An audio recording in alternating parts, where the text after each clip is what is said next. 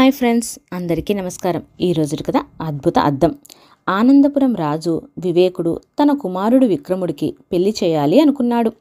ఆ విషయాన్ని మంత్రులతో చెబుతూ ధైర్యవంతుడు, తెలివైనవాడు, అందగాడు అయిన విక్రముడికి సుగుణాల రాశిని వెతకాలి అన్నాడు. వెంటనే రాజ్యమంతా చాటింపు వేయించారు. ఎవరైనా ముందుకు రావచ్చు, కాకపోతే ఒక్క షరతు. వాళ్ళు మా దగ్గరనున్న అద్భుత అద్దంలో తమ ముఖాన్ని చూసుకోవాలి. ఎవరి హృదయం అయితే దురాలోచనలతో ఉంటుందో వాళ్ళు అద్దంలో చూసినప్పుడు వారి ముఖం మీద మచ్చలు కనిపిస్తాయి, వారు అనర్హులు అని చెప్పారు. చాలామంది అమ్మాయిలకి యువరాజుని పెళ్లాడాలని ఉన్నప్పటికీ ఒకవేళ అద్దంలో చూసుకున్నప్పుడు మచ్చలు కనిపిస్తే అని భయపడి ముందుకు రాలేదు. అలా కొన్ని వారాలు గడిచిపోయాయి.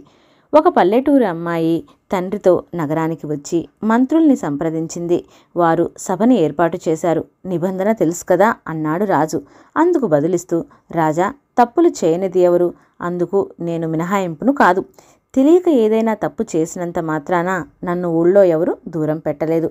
నేను కూడా నాకంటే చిన్నవాళ్లు తప్పు చేస్తే వారి పొరపాటు సరిదిద్దుతాను. నాకు యువరాణి అవ్వాలన్న తాపత్రయమేమీ లేదు. కానీ అద్దంలో చూడ్డానికి నాకు ఎలాంటి భయమూ లేదు అంటూ అద్దం తీసుకుని అందులో చూసింది. ఎలాంటి మచ్చలు కనిపించలేదు. ఆ వెంటనే అక్కడున్న మిగతా అమ్మాయిలు అద్దంలో చూసుకున్నారు. వాళ్లకి మచ్చలు కనిపించలేదు. వెంటనే రాజు కలగజేసుకుని, ఇది సాధారణ అద్దమే, కానీ మీరెవరూ ఈమెల ఆత్మవిశ్వాసంతో ముందుకు రాలేదు. అలా వచ్చింది కాబట్టి ఈమె యువరాణి కాబోతుంది అని ప్రకటించాడు. ఓకే ఫ్రెండ్స్, నా కథ మీకు నచ్చినట్లయితే లైక్ చేయండి, షేర్ చేయండి, మరియు నా ఛానల్ని సబ్స్క్రైబ్ చేయండి.